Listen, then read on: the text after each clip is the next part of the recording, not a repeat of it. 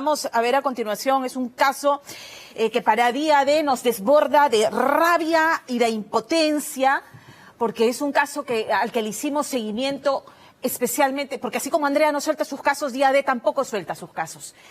Y Angélica Villegas se empeñó en seguir y hacerle seguimiento al caso de Fernanda Cosme, esta adolescente de 17 años que fue secuestrada, que fue ultrajada sistemáticamente por su verdugo antes de asesinarla y de enterrarla en un silo, se ensañó con su cuerpo, tasajeándola completamente. Atroz, atroz, es una cosa absolutamente monstruosa. Tan monstruosa, hay que decirlo con todas sus letras, como la actuación de la justicia en este caso, que por desidia, por lenidad, por negligencia, lo cierto es que no actuaron a tiempo, y tras cumplirse los 15 meses de prisión preventiva que se le impuso a Daniel Julio Pérez, el feminicida confeso, él recuperó su libertad. ¿Y por qué es que se había ido preso? Bueno, pues Angélica Villegas estuvo trabajando en este caso, emblemático, como les digo, para nuestra reportera, porque hizo una serie de reportajes recogiendo el testimonio de los padres de otras 3 niñas que denunciaron a Julio Pérez por haber secuestrado a sus hijas, por haberlas sometido a tocamientos indebidos y por haberlas violado. Pero ellos no les hicieron caso hasta que los padres de Fernanda descubren que ella había sido secuestrada, van a la policía, no les hacen caso, empapelan todo San Juan del Lurigancho, tocan puertas buscando a su hija, hasta que finalmente la encuentran y denuncian. Y entonces Julio Pérez se va preso preventivamente. Y lo que ocurre ahora es que nuevamente, como si hubieran estado encerrados en un bucle de tiempo, cuando Julio Pérez recupera su libertad y Fernanda desaparece, su corazón de padres les decía que este sujeto iba a cumplir su propósito, que iba a cometer su venganza. Y cuando fueron a buscar a la policía inicialmente para decir ha desaparecido, tampoco les hicieron mucho caso. Y vean el resultado. Y vean el resultado. Angélica Villegas.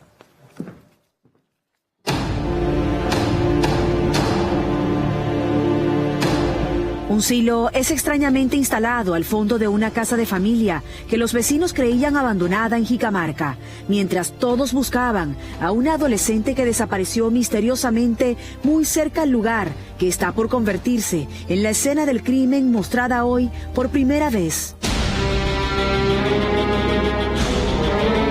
Un par de botas masculinas con arena fresca halladas en el mismo sitio marcan el rastro de la inesperada libertad del apodado terror de las quinceañeras Daniel Julio, quien confesó lo que escondió por tanto tiempo a 2 metros de profundidad. Ella decidió tomar veneno y posterior a cómo reaccionaba me dijo que la ahorcara. No tenía cómo ayudarle, por eso que obtuve por ahogarla. Una escena tan macabra que descontrolaría a un padre adolorido. Lo había tapado bajo tierra con cemento.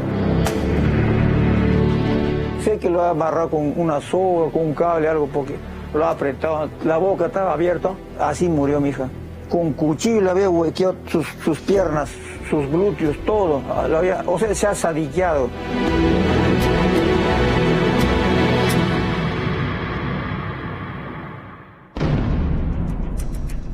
La historia de Daniel Julio no comienza con este macabro titular policial que lo dibuja como el feminicida de Jicamarca, libre por exceso de carcelería. ¿No te da vergüenza lo que hiciste? Más de 3 niñas te acusan de abuso sexual.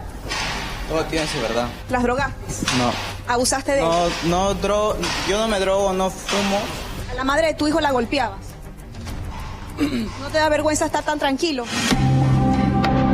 A él lo conocimos e investigamos hace más de 2 años, cuando se mostraba como el amigable mototaxista de San Juan del Lurigancho, de 23 años, que no despertaba malicia en sus vecinas adolescentes. Pero ya en el 2019, Daniel Julio sonreía ante la cámara de Día D, esposado en su primera cita con la policía, luego que 3 niñas lo denunciaran en nuestro programa, de captarlas en el colegio donde su padre trabajaba, o a través de redes, para después acosarlas, secuestrarlas, doparlas y abusar de ellas. Él agarró la correa y me ahorcó cuando tenía 8 meses de embarazo.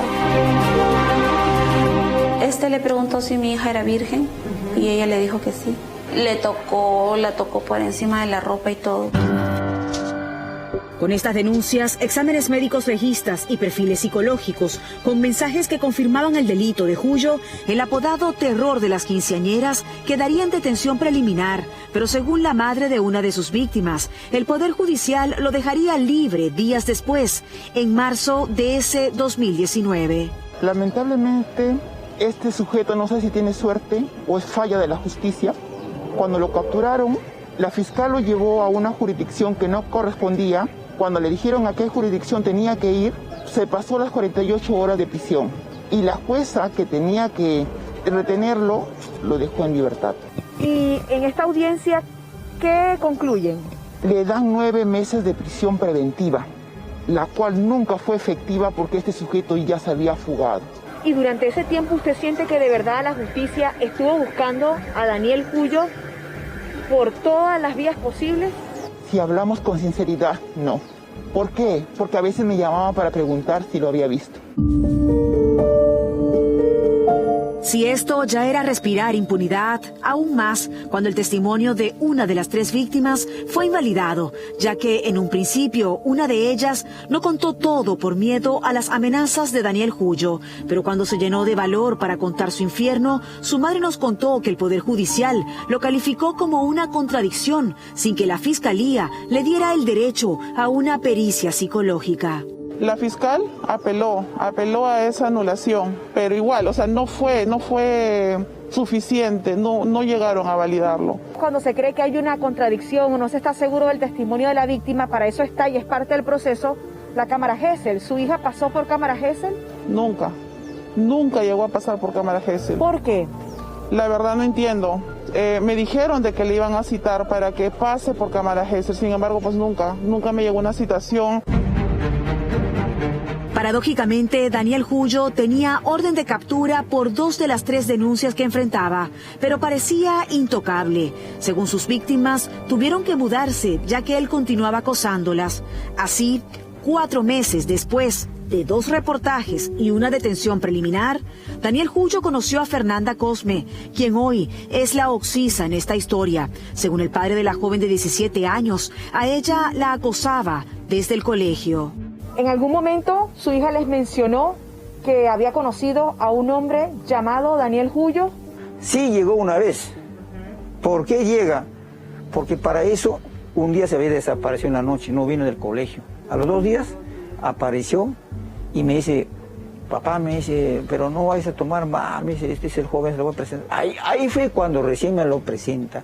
¿Cómo lo notó? ¿Cómo se portó él con usted? Ni bien entró por la parte de mi casa, lo miré, inmediatamente yo me dije, no, esto no es el tipo que sea para mi hija, este es un malandro. Y cuando usted lo vio aquí en su casa, ¿no le pareció similar al rostro policial que se veía en las noticias de ese hombre que secuestraba y ultrajaba a menores de edad?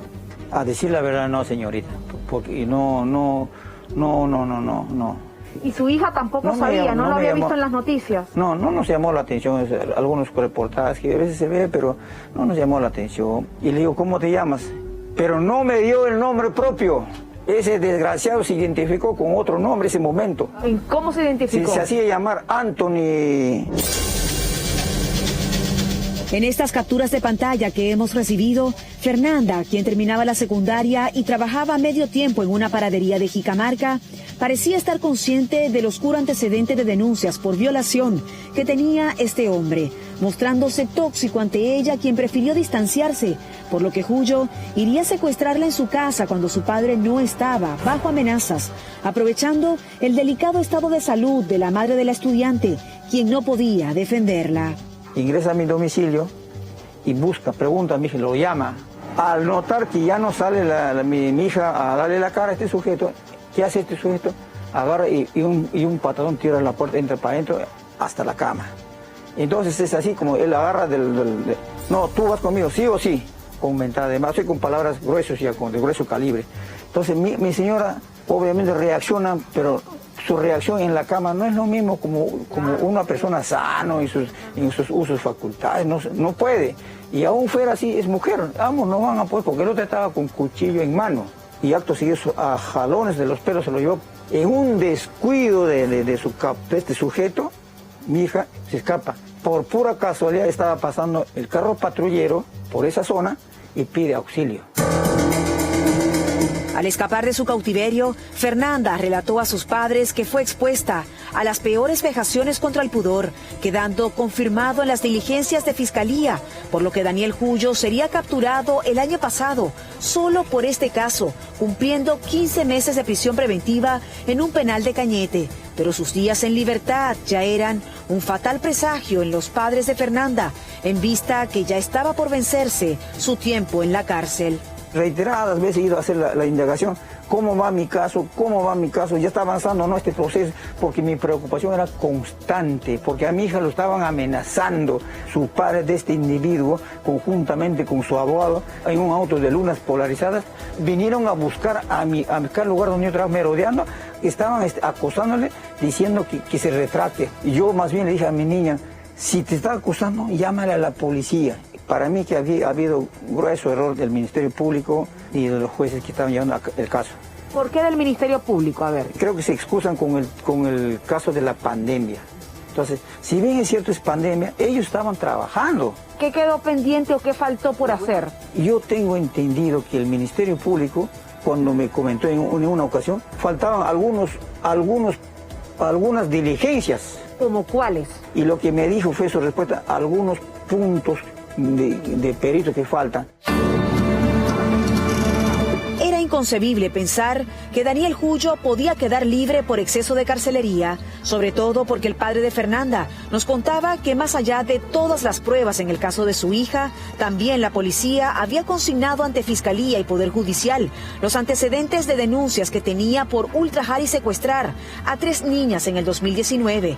Pero es mayo del presente año y el pánico de Fernanda se delata en un mensaje donde le cuenta a una amiga que Daniel está en libertad y entonces una antigua casa comienza a habitarse. Hemos llegado a la Asociación Los Jazmines de Jicamarca. En este terreno de 65 metros cuadrados, el padre de Daniel Julio compra una vivienda hace más de 10 años. Al menos es la información que manejan los vecinos, quienes poco lo ven.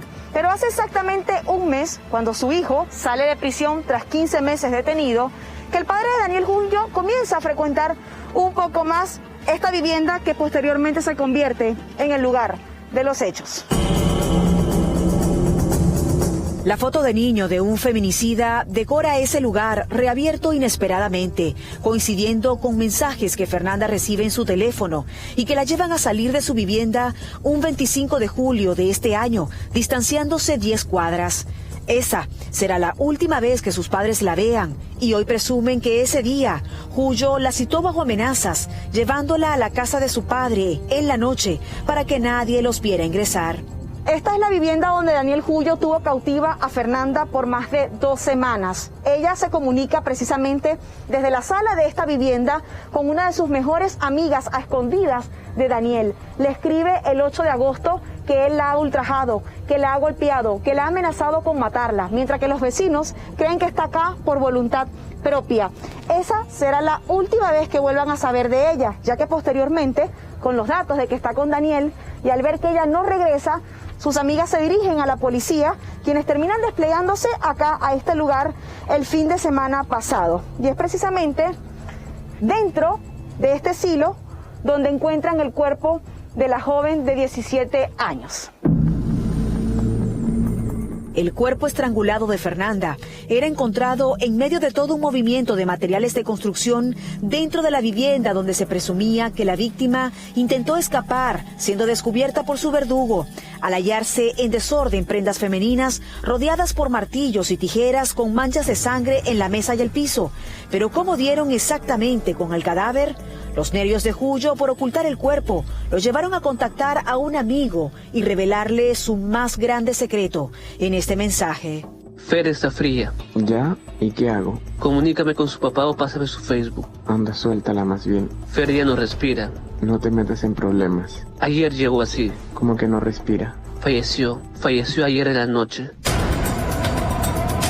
Este mensaje fue enviado al padre de Fernanda, quien dice que fue ignorado por las comisarías al reportar el peligro que rodeaba la desaparición de su hija, así que se dirigió a la División de Investigación Criminal, quienes se desplegaron en el lugar, sorprendiéndoles la cantidad de material pesado que estaba arriba del silo que escondía el cuerpo, por lo que estaban seguros que Julio no había actuado solo. Entonces lo capturaron, donde él confesó el crimen y luego trataría de justificarlo en audiencia. De lo que sucedió en la casa fue por el tema de un envenenamiento, no por suicidio, ni por feminicidio, como me califican en este momento. En esta audiencia a Daniel le dictaron 9 meses de prisión preventiva como otras veces, haciendo lejos su sentencia ante la luz apagada de una de sus víctimas y el miedo del resto de las jovencitas que teme por sus vidas al sentirse burladas por esa justicia que pudo prevenir el crimen de Fernanda. Esa misma justicia que no debe seguir dilatando el futuro de 635 feminicidas que según el INPE están en prisión, pero donde la mitad de ellos podrían salir libres al igual que Daniel por exceso de carcelería. Que perder más mujeres no siga siendo el fatal escenario de la rutina ni el reflejo de la apatía judicial.